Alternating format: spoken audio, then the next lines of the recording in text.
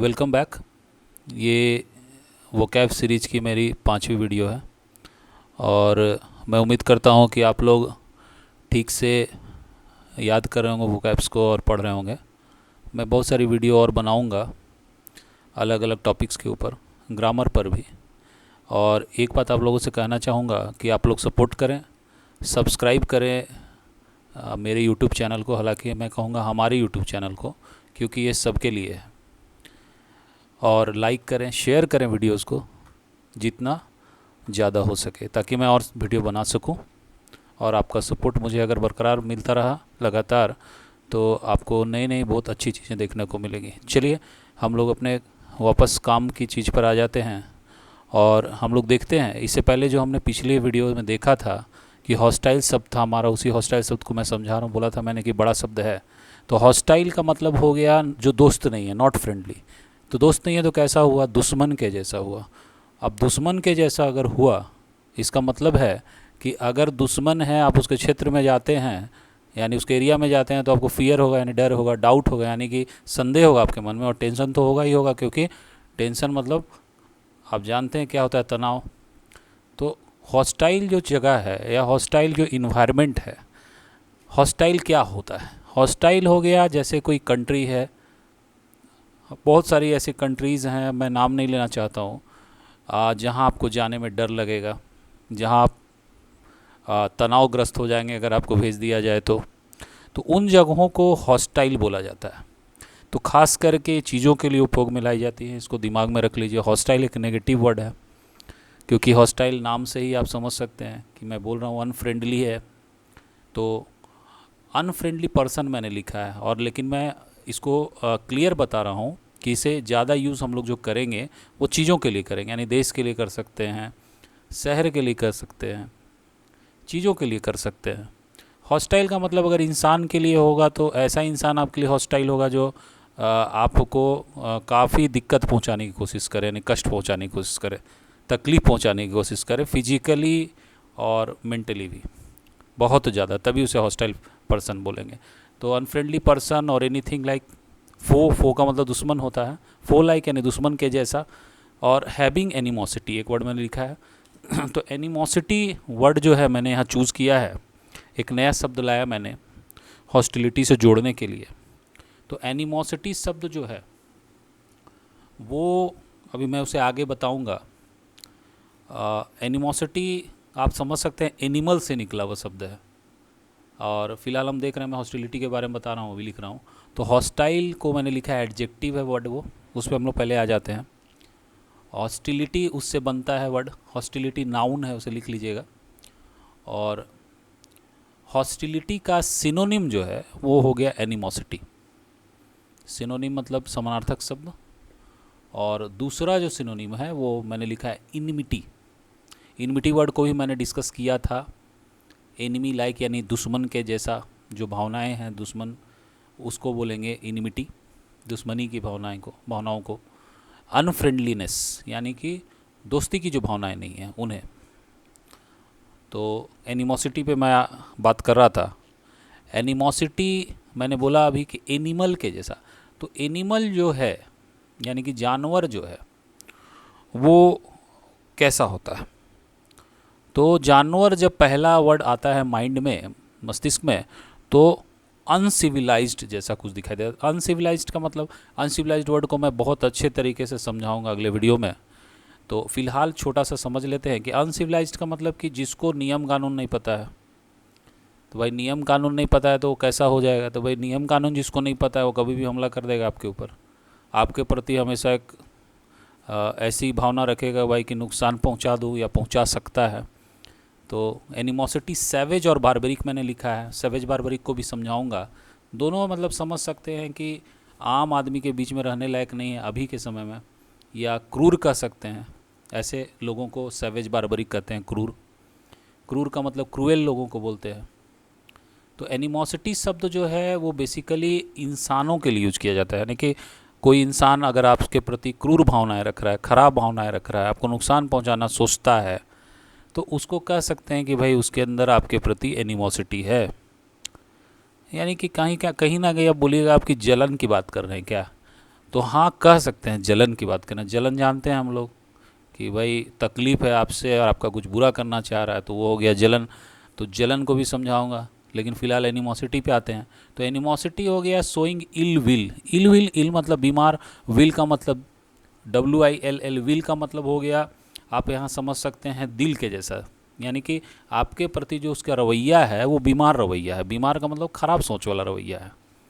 तो animosity negative word हो गया, ऑब्वियस बात है, खराब अगर सोच है तो एनिमोसिटी नेगेटिव वर्ड ही हो जाएगा। अच्छा, एक छोटा सा चीज़ मैंने यहाँ जोड़ने की कोशिश की है कि कहीं कभी भी अगर कुछ कोई खराबी, कोई जलन कहीं उत्पन्न लेती है, तो सबसे पहले जो उसकी शुरुआत होती है वो इल विल से होती है, यानी कि आदमी के अंदर जो सोच पनपती है वो बुरी सोच, उसे इल विल बोलते हैं, यानी कि बीमार सोच। वो जो है वो लीड्स टू, मैंने लिखा है लीड्स टू का मतलब वो आगे बढ़ती है, जन्म देती है, थोड़ा ज़्यादा गहराई में बढ़ती है, यानी डिग्री उसका बढ़ जाता है जलन का और बीमार सोच का, तो एनिमोसिटी बनती है। और फाइनली एनिमोसिटी तक ही रहती है, क्योंकि हम लोग सब जो है सभ्य समाज में रहते हैं, तो सब चीज़ अंदर छिपा हुआ रहता है, बाहर कुछ नहीं निकलता है। लेकिन क्या होता है कि देश के मामला में ऐसा नहीं होता है, बम बारूद आराम से चलना शुरू हो जाता है और वहाँ पर फिर डर भी दिखाई देने लगता है, लोग एक दूसरे के जगह पर जाने से डरने लगते हैं। तो वहाँ एनिमोसिटी जो है हॉस्टिलिटी में तब्दील हो जाती है, बदल जाती है। तो तीनों वर्ड जुड़े हुए हैं एक साथ, वो मैंने समझाने की कोशिश की किस तरह और क्यों सिनोनिम्स हैं आपस में, और इसीलिए मैंने उस तरह से लिखा। नेगेटिव वर्ड्स हैं सारे के सारे, ऑल नेगेटिव वर्ड्स। तो कहीं भी अगर उपयोग में आएंगे तो ऑब्वियस है कि पैराग्राफ को या सेंटेंस को पूरा नेगेटिव कर देंगे। हाँ, ध्यान देना है कि इल विल और एनिमोसिटी को इंसान के लिए यूज करेंगे, हॉस्टिलिटी को हम लोग कंट्रीज़ के लिए ज़्यादा यूज़ करते हैं या ऐसे प्लेसेस के लिए, इन्वायरमेंट के लिए यूज़ करते हैं जहाँ हमें जाने से खतरा महसूस होता है, डर महसूस होता है। तो ये हॉस्टाइल कंट्री मैंने जैसे लिखा, कोई देश जो आपको जहाँ जाना लगता है डर, या आपके लिए दोस्ती वाला देश नहीं है, यानी कि आपको दुश्मन के जैसा फील होता है, तो वैसे देश को हॉस्टाइल कंट्री बोलेंगे। जैसे एक एग्जांपल मैं लिख रहा हूँ, XYZ is a hostile country, यानी कोई XYZ नाम का देश है जो कि दुश्मन देश है, ऐसा समझ सकते हैं। और हॉस्टाइल कंट्री मतलब एक दुश्मन देश है, यानी दोस्ती वाला नहीं है तो भाई दुश्मन ही बन जाएगा एक तरह से, ठीक है। तो कहना क्या चाह रहे हैं हम लोग, कहना चाह रहे हैं कि हॉस्टाइल कंट्री अगर है कोई हमारे लिए, तो इसका मतलब कि हम लोग वहाँ नहीं जाना चाहेंगे। बोला जाएगा भाई कि आप चले जाइए जहाँ आपके दोस्ती नहीं है, तो दुश्मनी है सिर्फ, तो आप वहाँ नहीं जाना चाहिएगा। और मान लीजिए मजबूरी हो गया एकदम कि नहीं जाना ही पड़ेगा, तो आप क्या कीजिएगा, कोशिश कीजिएगा कि भाई सारा का सारा बंदोबस्त करके जाए। तो बंदोबस्त को बोला जाता है कॉशन। कॉशन वर्ड को भी मैं बढ़िया से समझाऊंगा। कॉशन का मतलब होता है कि केयर के साथ किसी चीज़ में आगे बढ़ना, यानी कि सुरक्षा लेकर के आगे बढ़ना, उसे कॉशन बोला जाता है, CAUTION। तो एक्सरसाइज कॉशन हम लोगों को करना पड़ेगा, यानी कि वहाँ जाने के लिए हम लोगों को तैयारी के साथ जाना पड़ेगा, बंदोबस्त के साथ जाना पड़ेगा, सुरक्षा के साथ जाना पड़ेगा। तो एनिमोसिटी और इल विल जो है मैं यहाँ लिख रहा हूँ कि वो स्पेसिफिकली, यानी ख़ास तौर पे, स्पेसिफिकली का मतलब ख़ास तौर पर, वो यू स्पेशली या स्पेसिफिकली दोनों आप कह सकते हैं वर्ड, वो ख़ास तौर पर यूज किए जाते हैं लोगों के लिए। और हॉस्टिलिटी शब्द जो है वो देश के लिए यूज़ कर सकते हैं या फिर किसी जगह के माहौल के लिए यूज़ कर सकते हैं। तो पर्सन और बिहेवियर्स के लिए यूज किया जाता है। बिहेवियर का मतलब व्यवहार होता है, उसके लिए आप वो दोनों शब्द इल विल और जो एक और वर्ड है उसको यूज़ कर सकते हैं एनिमोसिटी को। तो अब मैं उसको लिख करके बस समझाने की कोशिश कर रहा हूँ ताकि याद रहे। सुनने पर तो याद हो ही जाता है, लेकिन अगर लिखा हुआ रहे तो भाई थोड़ा अच्छा रहता है कि हम पढ़ पाते हैं बार बार। तो एनिमोसिटी को मैं लिख रहा हूँ कि एनिमोसिटी जो है या इल विल, वो किसी को, जैसे we can say that someone has animosity और इल विल, मैंने कोई इंसान, किसी इंसान के अंदर एनिमोसिटी या इल विल हो सकती है, वही मैंने लिखा है। लेकिन कोशिश करें कि हॉस्टिलिटी शब्द का जो यूज है उसे इंसान के लिए ना करना पड़े वो बेहतर है। तो it is good to avoid hostility for persons, क्योंकि मैंने बोला कि हॉस्टिलिटी आदमी के लिए यूज़ मैंने पर्सनस के लिए यूज़ ना करना ही उचित है, क्योंकि ऐसे लोगों के लिए हॉस्टिलिटी हम शब्द यूज करेंगे जिनसे हमें जान और माल का खतरा है। जान माल का खतरा का मतलब कि आपको जो नुकसान काफ़ी हद तक पहुंचा सकते हैं। तो वैसे लोग जो है क्रिमिनल्स कहलाते हैं या गुंडे बदमाश कहलाते हैं, उनको आप कह सकते हैं कि those people are hostile persons. ठीक है, तो उनको एनिमोसिटी नहीं होगा, वो आपके प्रति पूरा का पूरा हॉस्टिलिटी ही होगा। ये आपको, मुझे लगता है कि क्लियर हो गया होगा मैं क्या कहना चाहता हूँ। ओके, अगर आपको कहीं पे भी कोई वर्ड जो मैंने बताया है उसमें कुछ भी अनक्लियर हो तो आप कमेंट कर सकते हैं, पूछ सकते हैं मुझसे। कोई नया शब्द भी है अगर आप उसे जानना चाहते हैं तो आप उसे कमेंट करके लिख सकते हैं, मुझे बहुत खुशी होगी बताने में। और मेरा काम है रिसर्च का, मैं रिसर्च करता हूँ शब्दों पे। तो मैं जो यहाँ बोल रहा हूँ आपको किसी डिक्शनरी में, इंटरनेट में, कहीं पे भी आपको प्राप्त नहीं होगा, क्योंकि ये मेरा 20-22 सालों का रिसर्च है जो मैं आपके सामने लेके आ रहा हूँ। तो निश्चित रूप से मैं चाहूँगा कि आप लोग सब्सक्राइब करें चैनल को और शेयर ज़रूर करें वीडियोज़ को, ताकि मुझे सपोर्ट मिले और आपको अच्छी अच्छी चीज़ें देखने को मिले। तो अब मैं एक नया शब्द को लिख रहा हूँ, आप देखिएगा कि इससे पुराना जो वीडियो था, इससे पहले वाला वीडियोस में मैंने इस वर्ड को लिखा था, एपैथी वर्ड था।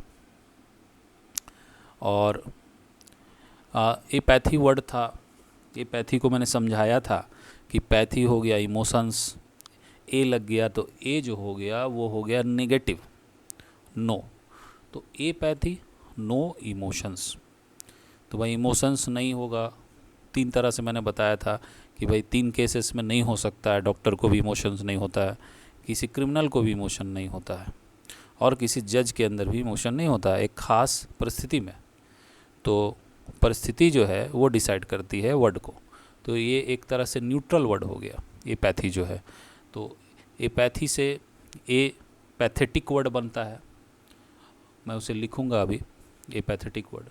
तो फिलहाल इनडिफरेंट वर्ड को हम लोग देखते हैं। तो इनडिफरेंट जो वर्ड है वो एपैथेटिक वर्ड, और एपैथेटिक और इनडिफरेंट दोनों का दोनों जो है बिल्कुल आप कह सकते हैं एकदम काफ़ी समानार्थक है, यानी आस पास में बिल्कुल हैं। तो इनडिफरेंट वर्ड हमारा हो गया एपैथेटिक। इनडिफरेंट का अर्थ क्या होता है? तो इनडिफरेंट जो वर्ड है इसका मतलब सीधे तौर पे अगर बोले तो भाई मुझे तुमसे कोई मतलब नहीं है। जैसे मैं रास्ते पे जा रहा हूँ, बगल में कोई आदमी जा रहा है, मुझे उससे कोई मतलब नहीं है, वो अपना कुछ काम कर रहा है, मैं अपना कुछ कहीं जा रहा हूँ, कोई मतलब नहीं आपस में। तो हम लोग दोनों के बीच में जो है वो इंडिफरेंस है। आप समझने के लिए इसे ऐसा समझ सकते हैं, इस प्रकार से इस वर्ड का उपयोग नहीं होगा, लेकिन समझने के लिए आप ऐसा कह सकते हैं। इनडिफरेंट वर्ड का मतलब कि आपके सामने कोई कुछ बोल रहा है, आपको कोशिश कर रहा है कि आपका ध्यान खींचे अपनी तरफ, लेकिन आप उससे पर ध्यान नहीं दे रहे हैं, या आप उसको बिल्कुल जो है उसके प्रति आप एक तरह से कह सकते हैं कि उसे ऐसा फील होगा देख के आपको कि आपका कोई ध्यान उसके प्रति नहीं है। तो एपैथेटिक वर्ड को मैंने बताया था, वही वर्ड हो गया एक तरह से। तो वो जो वर्ड है वही हो गया इनडिफरेंट, यानी कि आपका उसके प्रति किसी प्रकार का ध्यान नहीं है, यानी you are not showing interest. Interest हो गया ध्यान। तो इस वर्ड को जो ध्यान नहीं है उसको इनडिफरेंट हम लोग बोलते हैं। तो you are basically indifferent towards that person, आप उस इंसान के प्रति ध्यान नहीं दे रहे हैं, तो इनडिफरेंट है। मैंने एक और वर्ड लिखा है अनइंटरेस्टेड, साथ का ही वर्ड है, मिलता जुलता है, थोड़ा डिफरेंस है, तो डिफरेंस को जानना बहुत ज़रूरी है। हालांकि मिलता जुलता है और समानार्थक शब्दों में आ जाएगा, और आपको बिल्कुल आएगा और चला जाएगा, सामने से पता भी नहीं चलेगा कि अंतर क्या था। तो मेरी कोशिश वही है कि वही अंतर बताओ यहाँ पे। तो 3 शब्द निकल के आते हैं। पहला शब्द हो गया इंटरेस्ट, दूसरा शब्द हो गया अनइंटरेस्ट जिसे हमने देखा अभी, और तीसरा शब्द मैं एक और लिख रहा हूँ डिसइंटरेस्ट। अब आप लोग सोचेंगे कि इंटरेस्ट और अनइंटरेस्ट तो चलो ठीक है, डिसइंटरेस्ट कहाँ से आ गया? तो भाई 3 शब्द ये तीनों हैं आपस में लिंक्ड हैं। इंटरेस्ट शब्द हम लोग सभी को पता है क्या होता है, पहला जो इंटरेस्ट का मीनिंग है जो सबको पता है वो हो गया किसी चीज़ के प्रति इच्छा होना, यानी किसी चीज़ को पसंद करना, किसी चीज़ के में मुझे इंटरेस्ट है इस काम में, यानी मैं पसंद करता हूँ इस काम को, वो काम मैं करूँगा। दूसरा एक और अर्थ इसका होता है ब्याज। आप लोग मैथमेटिक्स में पढ़े होंगे इंटरेस्ट कितना है मिलता है। एक और अर्थ इसका हो गया कि आपका क्या इंटरेस्ट है इस काम में। ऐसा क्वेश्चन आप सुनिएगा, तुम्हारा क्या इंटरेस्ट है इस वर्क में, यानी तुमको क्या प्रॉफिट मिलेगा। तो आप प्रॉफिट जैसा भी कुछ समझ सकते हैं, क्योंकि इंटरेस्ट आपका अकाउंट में जब जुड़ता है पैसा से तो आपको पैसा आता है। तो इंटरेस्ट का मतलब हो गया प्रॉफिट, इंटरेस्ट का मतलब हो गया पसंद, इंटरेस्ट का मतलब हो गया ध्यान, ये इंटरेस्ट का मतलब होगा किसी चीज़ के प्रति इच्छा होना। ये सारे की सारी चीज़ें इंटरेस्ट वर्ड का मीनिंग है। और इंटरेस्ट वर्ड से बनता है इंटरेस्टेड। इंटरेस्ट वर्ब के रूप में भी यूज किया जाता है, वहाँ नाउन के रूप में मैंने लिखा है, वर्ब के रूप में भी यूज किया जाता है और उससे इंटरेस्टेड वर्ड बनता है। यानी I am interested in this project, मैं इस प्रोजेक्ट में ध्यान दे रहा हूँ, मैं इस प्रोजेक्ट में काम करना चाहता हूँ, इसका अर्थ ये निकलेगा। अब दूसरे शब्द को हम देखते हैं। दूसरा शब्द जो है वो है अनइंटरेस्ट। तो अभी मैंने बोला कि इंटरेस्ट हो गया ध्यान, लाइकिंग, इच्छा, प्रॉफिट कमाने की प्रॉफिट है उससे जुड़ा हुआ वर्ड, तो भाई निश्चित है कि हम जुड़ना चाहेंगे। अनइंटरेस्ट का मतलब हो गया नो नॉट, तो अन हो गया नो नॉट और इंटरेस्ट वर्ड उसके साथ जोड़ दीजिए तो नॉट इंटरेस्टेड, यानी भाई हमको कोई मतलब नहीं है। मतलब क्यों नहीं है, कुछ भी वजह हो सकता है भाई, पैसा नहीं आएगा वहाँ से, उससे इसलिए मतलब नहीं है। इसलिए मतलब नहीं है कि हम तुमको जानते नहीं हैं, इसलिए मतलब नहीं भाई तुम्हारा मामला है तुम निपटो, हमको क्या मतलब है। ये सारा का सारा जो वर्ड है, ये सारा का सारा जहाँ आपको ध्यान नहीं देना है या ध्यान आपको नहीं मतलब है, सभी चीज़ों के लिए अनइंटरेस्टेड वर्ड का यूज़ करेंगे। जैसे not liking, not paying attention, यानी ध्यान नहीं दे रहे हैं। कोई कुछ बोले जा रहा है आप अनइंटरेस्टेड है, यानी कि आपको मतलब ही नहीं है। एक तरह से आप कह सकते हैं आप अनइंटरेस्टेड है, मतलब कि उसका बोलना व्यर्थ है आपके लिए, आपका ध्यान ही नहीं है उसके तरफ, तो वो हो गया अनइंटरेस्ट। अब लड़के लड़कियों के पीछा कर लड़के जो हैं लड़कियों का पीछा करते हैं, अब लड़कियां जो हैं पूरी तौर पे क्या करती हैं, तभी वर्ड आपको मिल गया होगा अनइंटरेस्टेड होती हैं, तो बिल्कुल ध्यान नहीं देती हैं। तो निश्चित रूप से भाई ध्यान देंगी तो प्रॉफिट होगा, इंटरेस्ट होगा, इंटरेस्ट मिलेगा आपको भी, इंटरेस्ट आएगा, दोनों होगा। और ध्यान नहीं देंगे तो भाई अनइंटरेस्टेड हो जाएंगे आप भी, और पहले वो होंगी बाद में आप हो जाइएगा। तीसरा जो वर्ड है, हम लोग तीसरा वर्ड पे आ जाते हैं। तीसरा जो वर्ड है दैट इज़ डिसइंटरेस्ट। तो डिसइंटरेस्ट जो है डिफरेंट थोड़ा सा वर्ड हो जाता है, हालांकि मिलता जुलता ही वर्ड है, थोड़ा सा डिफरेंट। तो डिसइंटरेस्ट हमारा हो गया कि आपको किसी चीज़ पे निर्णय करना है, किसी चीज़ में डिसाइड करना है, और डिसाइड करना है लेकिन किसी का पक्ष नहीं लेना है, तब आपको बोला जाएगा कि आप डिसइंटरेस्टेड हैं। यानी ऐसा इंसान जो पक्ष ना लेता हो, पक्षपात नहीं करता हो। बायस वर्ड मैंने लिखा है, तो बायस को भी मैं समझाऊंगा अगले जो वीडियो है उसमें कोशिश करूंगा समझाने का, या आने वाले वीडियोज़ में समझाऊंगा। तो बायस जो वर्ड है वो पक्षपात हो गया। पक्षपात खराब चीज़ है, नेगेटिव वर्ड है। तो डिसइंटरेस्ट नेगेटिव नहीं है, बायस के मैंने बात की, नीचे लिखा है बायस्ड, उसे मैं समझाऊंगा नेक्स्ट वीडियोज़ में।